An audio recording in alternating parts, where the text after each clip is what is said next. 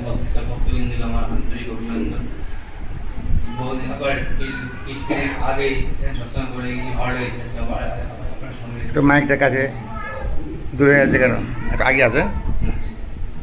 যাই হোক, আমাদের গুরুজি আদেশ সৎসঙ্গ করতে হবে এবং গুরুজি আমাদের কি বললেন, গুরুজি বললেন আমাদেরকে আমাদের সংসার নামক যে বৈতরণী রয়েছে সেই বৈতরণী পার করতে গেলে আমাদের এই সৎসঙ্গ নামক নৌকাটি দরকার হয়েছে। সৎসঙ্গ নামক নৌকাটি যদি না আমরা চাপতে পারি তাহলে আমাদের সংসার নামক বৈতরণী কিন্তু পার করতে পারে। সংসার নামক বৈতরণীটা অনেক বিশাল বিশাল, এই মায়ামোহ সব রয়েছে। হচ্ছে এই সংসার নামক যে বৈতরণী আমাদের রয়েছে পৃথিবীতে দেওয়া দিয়েছে ভগবান, সেই সংসার নামক বৈতরণী পার করতে পারি তার প্রথম কাজ হচ্ছে সৎসঙ্গ। নৌকা নদী পার হতে গেলে সংসার নদী পার হতে নৌকা, এই সৎসঙ্গ নৌকাটি লাগে। এছাড়া আমরা এই বর্তমান কলিযুগে কোনোদিন সংসারের উপরে যেতে পারবো না। এটা হচ্ছে আমাদের গুরুজি আদেশ, সৎসঙ্গে যাও, সৎসঙ্গ করো, দেখবা তুমি ঠিক সংসারের সম্পূর্ণ দুঃখ কষ্ট আমাদের পার হয়ে যাবে। এটা যদি আমরা করতে পারি তাহলে আমরা ঈশ্বরের সান্নিধ্যে যেতে পারবো, ঈশ্বরের কাছে যেতে পারবো। ঈশ্বরের কাছে যাওয়ার জন্য তো আমাদের গুরুজির আমরা গুরুজির সঙ্গে আসা। একদিন গুরুজিকে জিজ্ঞেস করলেন একটা আমাদের ভক্ত যে গুরুজি, মানুষের জীবনের উদ্দেশ্যটা কি, মানুষ জীবনে জন্মগ্রহণ করে কি চায়, কি চেতে মানুষের ঈশ্বরের কাছে চেতে চায় বা পায়। এই যে মানুষের জীবনের প্রতিটা মানুষের একই উদ্দেশ্য, যার মনের মধ্যে যতগুলো আন্তরিক দুঃখ রয়েছে সে দুঃখের প্রাপ্তি ঘটানো, এটাই সহিত মানুষের দাবি। আর কি মানুষের লক্ষ্য, আর মানুষের লক্ষ্য হলো যে তার জীবনে যতগুলো সুখ পরিকল্পনা করেছে মাথার মধ্যে, সেই পরিকল্পনা যাতে সাকসেসফুল হয়, প্রাপ্তি হয়, এটাই মানুষের জীবনের মূল উদ্দেশ্য। বলছি কিরকম ভাবে প্রাপ্তি হবে বা কিরকম ভাবে আমাদের সফল হবে। আমাদের সংসারের নামক যে বৈতরণী রয়েছে, সংসারে কিন্তু আমাদের দুঃখটা কিভাবে পার করবো আমরা। তো বলছি যে আমাদের যে সংসারে যে আমাদের আছে, আমাদের মধ্যে যেগুলো আমরা যাদেরকে নিয়ে আমরা সংসার করছি, এই সংসারটা তাদেরকে নিয়ে আমাদের করা, কিন্তু বাইরে তো আমরা যেতে পারবো না। তো বাইরে কারা যাবে? যারা সন্ন্যাসী হবে, তারা সংসার মায়ের মোহ ত্যাগ করে এবং পরিবার ত্যাগ করে চলে যাবে, তারা এইভাবে বৈরাগী, তারা হবে সন্ন্যাসী, তারা এই করতে হবে। কিন্তু আমরা যারা সংসারে রয়েছি তা আমরা কি করবো? আমরা সকাল আমাদের নিত্য দৈনন্দিন সকল কাজগুলো করবো, করার পর আমরা সন্ধ্যাবেলা হোক বা সকাল হোক সৎসঙ্গ করবো, সৎসঙ্গ করবো, এটা আমাদের কাজ। এর বাইরে আমাদের কিছু করার জন্য নেই। জীবনে আমাদের জন্মগ্রহণ করেছে, আমাদেরকে আমাদের সার্কেলের মধ্যে থাকতে হবে। এই যে মানুষের বিশাল সার্কেলটা কি সার্কেল, যে আমাদের সার্কেলটা হচ্ছে যে আমাদের নিয়ম অনুযায়ী চলা। সকাল উঠে আমাদের নিজের প্রাপ্ত কর্ম করে আমাদের এই দৈনন্দিন কাজে বেরিয়ে যাওয়া, যার যেটা কাজ, কেউ যদি স্কুলে যাচ্ছে পড়াশোনা করছে তাহলে বালকদের আলাদা কাজ, যারা যাচ্ছে তার কাজকর্ম করার জন্য বেরিয়েছে তার আলাদা কাজ। এটা একটা সার্কেল রয়েছে, এই সার্কেল বাইরে আমরা আসতে পারছি না। যেমন সূর্য প্রতিদিন সকালে উঠছে, সন্ধ্যা অস্ত যাচ্ছে, সূর্যকে আমাদের সার্কেল বাইরে যেতে পারবে, যেতে পারবে না। সেই রকম মানুষকে তার গণ্ডির মধ্যে থাকতে হবে, গণ্ডির বাইরে যেতে হবে। গণ্ডির মধ্যে থেকে কিন্তু মানুষকে ঈশ্বরের চিন্তা ভাবনা করতে হবে, ঈশ্বরের সান্নিধ্যে যেতে হবে, ঈশ্বরের সেবা করতে হবে। আমরা কি করি? ঈশ্বরকে আমরা যে সব কিছু দান করি, কি করি? ঈশ্বরকে আমরা জন্য আমরা পূজা অর্চনা করি, বাজারে যাই, ফলমূল কিনে নিয়ে আসি, ভোগ কিনে এসে ঈশ্বর পূজা করি। ঈশ্বরকে সবই খেয়ে কিন্তু আমরা কি ঈশ্বরকে দিতাম না, ঈশ্বর সব খেয়ে চা দিব না।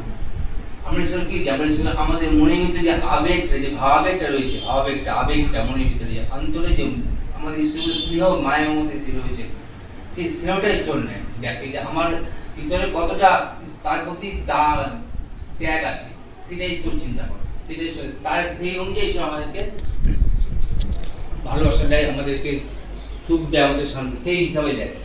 আমাদের ত্যাগের উপর তার ভালোবাসা আশীর্বাদ রয়েছে।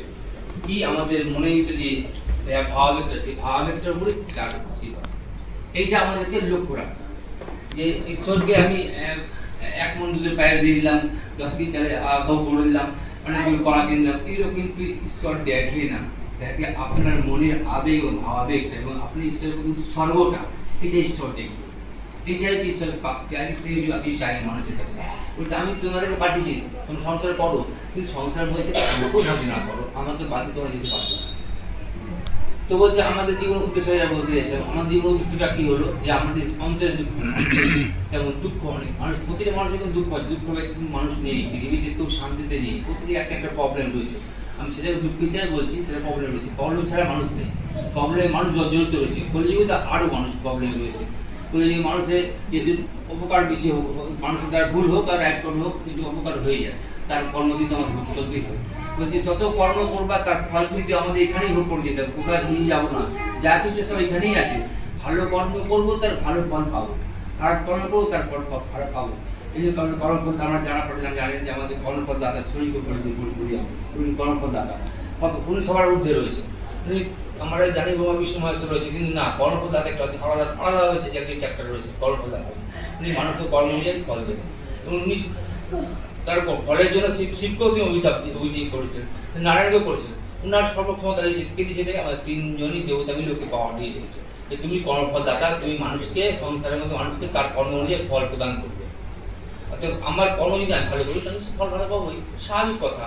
সেইটাই আমাদের চিন্তা রাখতে হবে। যেমন আমি বললাম আমাদের জীবনের মুক্তি, মানুষের জীবনের উদ্দেশ্য কি, যতগুলো দুঃখ আমাদের মনে হয় আন্তরিক দুঃখ হয়ে বলতে আছে, এটা আমাদের আন্তরিক যে দুঃখ রয়েছে সেটা কিসের দুঃখ রয়েছে। মানুষ সংসার যখন আসছে, আমার সংসার যখন ছিলাম, সংসার এখন রয়েছি, সংসার দুঃখ কী আছে, আমার বাবার ভালো থাকুক, মা ভালো থাকুক, আমার ছেলেটা ভালো থাকুক, আমার নাতি নাতি ভালো থাকুক, এটা তো আমরা চাইবো। এদের যদি এদের সম্পর্কে যদি কোনো দুঃখ আমাদের আসে, আন্তরিক দুঃখ যা বলছি, আমি সংসার আমি গার্জিয়ান রয়েছি, আমার চিন্তা রয়েছে যে ছেলেটা ভালো জায়গায় যেতে পারলো না, ছেলেটা ভালো জায়গায় নিয়ে ভালো, ওই ভগবান ছেলেটাকে ভালো জায়গায় নিয়েছে। আমরা কী করি, তার জন্য কী করি, উপবাস করি, পুজো করি, মানুষের কাছে মানত করি, এর মধ্যে কিছু সাকসেস হয়, ডিসাকসেস হয়। তো এই যে আন্তরিক দুঃখগুলো, এই দুঃখগুলোর বিনাশ তখনই হবে যখন তুমি ঈশ্বরের কাছে নিজেকে সমর্পণ করতে পারো, তখন এই আন্তরিক দুঃখের বিনাশ হবে। আর কি বলে সুখ, মানুষের সুখের কিন্তু অন্ত নেই, শেষ নেই। সুখের কিন্তু বলতে চাইছে যে আমাদের মানুষ যখন সংসারে রয়েছি, আমার ছেলেটার মনে হচ্ছে চাকরিটা হলো না, চাকরিটা হলে ভালো হতো, এই যে এমন একটা চাকরি পেলে আমার ছেলেটা আমি সুখে পাবো, এটা আমার সুখ। যদি আমার ছেলে যদি দাঁড়িয়ে পাবো, আমার মেয়েটা বিয়ে ভালো জায়গায় বিয়ে হয়নি, ওই জায়গা থেকে এসেছি, বিয়েটা ওদের হয়ে যাবে, হলে ভালোই হতো, ভগবান বিয়েটা দিয়ে দিতে। এই যে বিয়ে হলে আমি আমার সুখটা প্রাপ্তি হবে, এই যে নেওয়া যাওয়ার ব্যাপারটা আছে, এটা কিন্তু আমাদের মনের ভিতরে আছে। এই সুখটা কিন্তু মনের ভিতরে রয়েছে, যে ওটা হলে ওটা আমি ওই আমার কেনা খুব ইচ্ছা ছিল যে আমার টাকা পয়সা ভগবান, টাকা পয়সা বাগানটা কিনি, আমি এটা কিনতে পারি ভগবান, বলছি আমি ভগবানটা করে তোমাকে এই জিনিসটা তোমাকে দান করবো, তোমাকে একটা মুকুট দিব আমি। এই যে দেওয়ার না ব্যাপারটা, এটা কিন্তু ঈশ্বর দেখেন, এটা আমাদের ভুল পথে যাওয়া, ওটা হয় না। ঈশ্বরকে আমি কোনো কিছু দিয়ে যে দিব এটা হবে, কিন্তু অন্তর জানি, কিন্তু সব কথাই তো জানি মনে, বলছে ওই কথাটা মানুষের ভুল। আমার ধর্মে একটা ভুল জায়গা রয়েছে যে আমি ঈশ্বরকে পাঠাবো, মাকার কাছে কী পাঠাবো দিই, বলছে না, জীব কোনোদিন বলি মা নেয় না, এটা আমাদের একটা ভ্রান্ত জাতি, কিন্তু মা কোনোদিন বলি নেয় না, আমরা দিই, আমাদের এটা আমাদের কি প্রথা হয়ে এসছে, প্রথা যে আমরা বলতে মা সন্তুষ্ট হয়ে যাবে, মা আমাদের আশীর্বাদ করে, না, ভুল ধারণা, যে মা কোনোদিন তার সন্তানকে বলি নেয় না, এটা আমাদের একটা ড্রব্যাক, আমাদের সন্তান ধর্মের ড্রব্যাক। কিন্তু আমরা করি, মানে মেনে চলছে, এটাকে বলা হয় পরম্পরা, এটা আমরা মেনে আসছি। আমরা কি করি, সকালে উঠে কিন্তু দৌড়ে জল দিই, আমরা দেখে এসছি আমার মামা বাবারা মারা কাকারা যেটা তারা করে এসছে, পরম্পরা, এটা আবহাওয়া বান্ধব চলে আসছে, এইটাই আমরা মেনে চলেছি। এটার প্রায়শ্চিত নয়, এটা এভাবেই চলতে থাকে। এটা হচ্ছে আমাদের পৃথিবী, এটাই সংসার, এটাই ঈশ্বরের তৈরি করা সংসার। যেগুলো আমার ধর্মের রয়েছে আমরা করছি, কোনো ধর্মের আর্ট রয়েছে ওরাও করছে, এইভাবে আমাদের চলে আসছে। আমাদের এই চলাটা কিন্তু আমাদের চলতে থাকবে, এটা কোনোদিন হবে না। আমরা সাধু আমরা যখন একটা সাধু এসছে, আমরা সাধু সম্বন্ধে আমাদের মনের মধ্যে কিছু কিছু ভগবান রেখেছে, যে একটা গেরুয়া পড়ে থাকবে, জটাও হবে, একটা মালা করবে, হাতে চুল থাকবে, এরকম সাধুর মনোটা আমাদের মনে এটা রাখা আছে। কিন্তু না, শুধু জটা পড়লে আর গেরুয়া পড়লে আর মাছগুলো দিলে আর সাধু হয়ে গেল না। সাধু সে আমাদের সংসারের মধ্যে থেকে সংসারে কতগুলো মায়া মোহ রয়েছে এটা ত্যাগ করেছে, করে এবং গোটা পরিবারটা ত্যাগ করেছে। পরিবার ত্যাগ করে তার উপরে যে সমাজকে ত্যাগ করলো, সমাজকে ত্যাগ করে চলে গেল কোথায়, বাইরে, যে তার নিজের সংসার, নিজের পরিবার, নিজের জায়গা, নিজের রাজ্য, নিজের দেশ সব ছেড়ে চলে গেল। সে হলো অরিজিনাল সাধু, যার কিছু নাই, শুধু ঈশ্বরের নাম নিয়ে চলে গেল, সেটা সাধু। এই যে দেখে যে আপনারা সাথে জানেন যে রামকৃষ্ণ মিশন হোক, আমাদের নিরুপান্তি শিবু তারা কিন্তু সাদা বস্ত্র পরে, তাহলে ওটা সাধু না, ওরাও সাধু। ওরা এরা সবচেয়ে বড় ত্যাগী, যারা সব কিছু ত্যাগ করে চলে এসেছে। ওইখানে রামকৃষ্ণ মিশন নিয়ে কল্যাণ করেছে, ওখানে যা হবে আমি থাকবো, যা হবে আমি করবো, যেটা হোক সেটা ঈশ্বর দেবে। ত্যাগী ওরা কিন্তু সংসার ঢুকলো না, সংসার বাইরে চলে গেল। ওরা ঈশ্বরের কাছে যেতে পারছে, ওরা ঈশ্বরের কাছে যেতে পারছে। ঈশ্বরের কাছে যাওয়ার অনেক রাস্তা রয়েছে, শুধু আমরা কীর্তন ভজন করলাম আর সৎসঙ্গ করা হলো না, অনেক রাস্তা রয়েছে। এই স্বামী বিবেকানন্দ উনি কী করেছিলেন আপনারা হয়তো জানেন।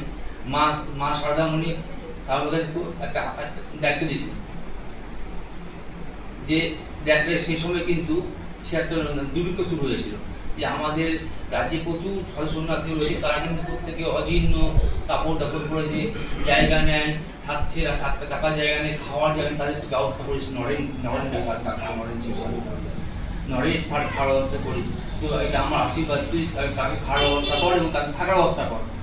এই স্বামী বিবেকানন্দ মা শারদামণির আদেশে নিজের দেশ ছেড়ে গোটা পৃথিবীর সব জায়গায় ঘুরে এই ঈশ্বরের খ্যাতি ট্রফি করে অর্থ ইনকাম করে বেলুড় মঠ তৈরি করেছিল।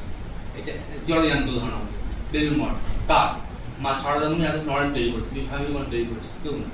এবং স্বামী বিবেকানন্দ সেটা ভারতবর্ষের, সেই সময় ভারতবর্ষের দুর্ভিক্ষ, ভারতবর্ষ এটা ভারতবর্ষের বাইরে গিয়ে অর্থ উপার্জন করেছে। কি বলে? গীতা ব্যাখ্যা করে, মহাভারত ব্যাখ্যা করেছে, ব্যাখ্যা করে অর্থ অর্জন করে বেলুড় মঠ তৈরি করেছে। কেন? সেই সময় সাধু সন্ন্যাসীরা খুব আজ অবস্থা ছিল, তাদেরকে মা শারদামণি তাদেরকে মার মতো ছেলেকে ভালোবাসে বলে, ছেলে ভালো যাচ্ছে, ভালো থাকুক, ভালো পড়াশোনা করুক, ভালো জায়গায় থাকুক, এই জন্য বেলুড় মঠ তৈরি করেছে। কিন্তু এটা মা শারদামণি করেছিল। এরকম প্রচুর উদাহরণ আমাদের দেশে রয়েছে, যে যার কোনো বর্ণনা